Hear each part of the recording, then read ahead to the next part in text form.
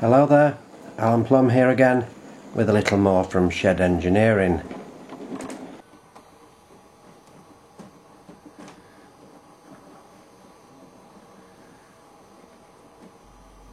This is just a follow-up to the last video concerning the road system.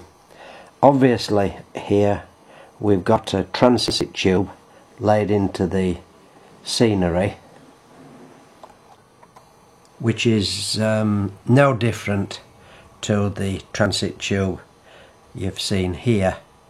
This is just a copper brake pipe with a slit cut into it using the Dremel cutter and a little axle blade.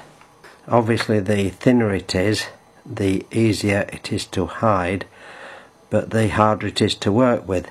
If we look back at this little diorama of the goods yard crane, then the transit tube is just laid between a couple of pieces of neoprene rubber and buried in here, and I've got a piece of strimmer cord. I'm just holding it down with staples just here because when I was filming I was hoping that would be out of sight, and if I pull backwards and forwards on the strimmer cord then it slides up and down the transit tube. Just put a little pin through the strimmer cord, mount your vehicle on it, and it's running backwards and forwards. But what I didn't mention in the last video is how I'm intending to operate something like that, or this section that is running down the coal yard and goods yard, because obviously one of the problems is, or one of the complicated parts, is the winding mechanism.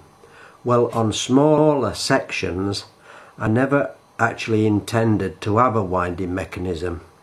I thought you could have short lengths, because this is just aluminium tube, no more than a foot long. You could have shorter lengths just operated on a push-pull system.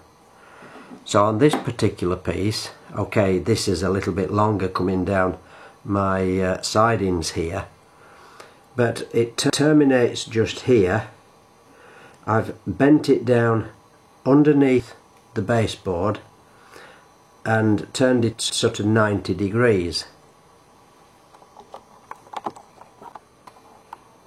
So if we follow it along, it comes along, and then at this point here it dives down underneath the baseboard, turns 90 degrees and heads underneath the baseboard, coming up there. Now at the time I didn't have the pipe long enough. It only came to about halfway, somewhere around here, but I've simply connected onto it so that it continues, and as you can see there's a piece of copper pipe and a thicker aluminium pipe, but that's absolutely fine. The strimmer cord is still sliding in and out of that, and that thicker aluminium tube is just fastened onto my baseboard, running along the back, and this is the strimmer cord that I was operating the little red lorry with. Now I was operating the lorry with this strimmer cord, but you can obviously get different thicknesses. That strimmer cord will go through this very thin aluminium pipe, and because it's a nylon type material, very low friction, slides very nicely in and out. You can get a thicker strimmer cord, which will obviously need a thicker pipe, but obviously that'll be more substantial and won't intend to kink. So you've got lots of choices, but the idea was to get rid of the winding mechanism, etc., was to come through from your road system, wherever it is, down to a position near your controllers or where you're operating from, and just have a straight section like I've got here. Now I haven't cut it yet, but if I cut a slot along this tube, then obviously the strimmer cord will still slide up and down in between it. And what I'm hoping is that, again, I can put a pin through it and virtually just have a little plastic knob on top.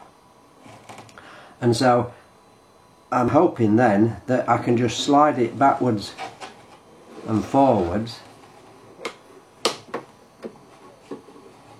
up and down. So in theory I could have several tubes coming in here. Obviously it depends on the length of travel you've got.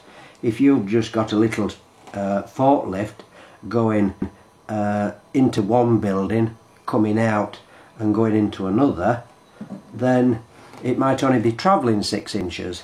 So you just need a 6-inch tube here leading down to the factory or wherever, and you'd have a little slider on it, and you could just slide it across, and obviously the forklift would come out of the factory, down the yard and into another building. And so this completely does away with any of the winding mechanism and the complicated chain, etc. And this is where I was saying, in a little cameo situation where you've just got movements of vehicles just travelling a short distance, you can have several tubes like this leading under the baseboard, feeding the strimmer wire through into the transit tube that's laid into the surface to operate your vehicles.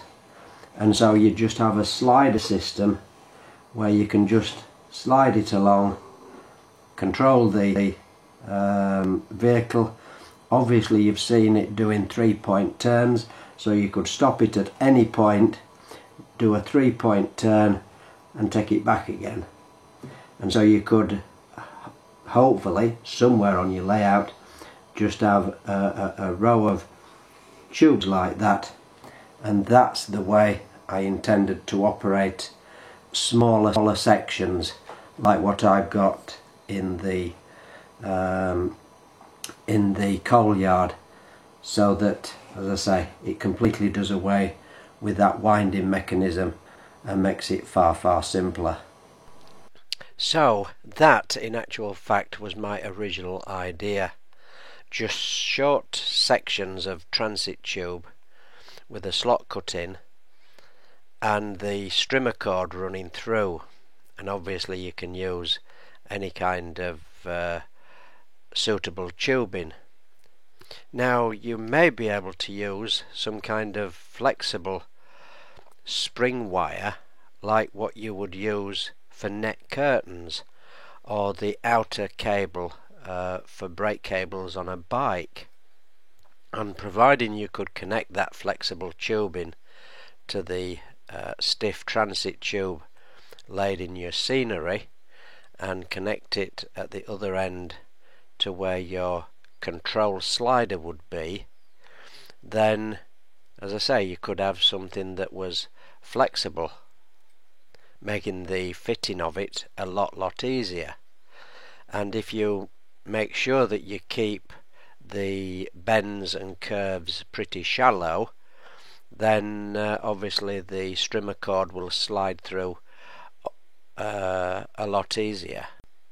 So I was thinking you could have something that would look like a mixing deck on a sound studio with the slider buttons, but obviously they would need to be different lengths reflecting the travel of the vehicle at the other end.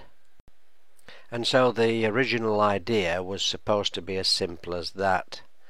But then I got carried away trying to get the lorry coming over the bridge and into the station yard. Then got carried away even more, or lost my mind completely, by trying to get the tractor to go right around the fields. I was thinking of a steamroller going backwards and forwards with a lorry and a pile of tarmac and a couple of chaps there raking. So the steamroller would be just going backwards and forwards perhaps 4 or 5 inches. Like I have said before, a forklift going between 2 buildings, that again might be just 12 inches long.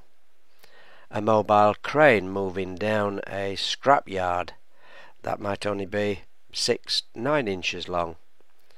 If you had 2 transit tubes laid side by side, again perhaps 18 inches long, lorries could come in from under a bridge and turn into a factory yard, and another lorry could then leave, then swap the lorries that is out of sight for a different one, and you've got lorries coming in and out.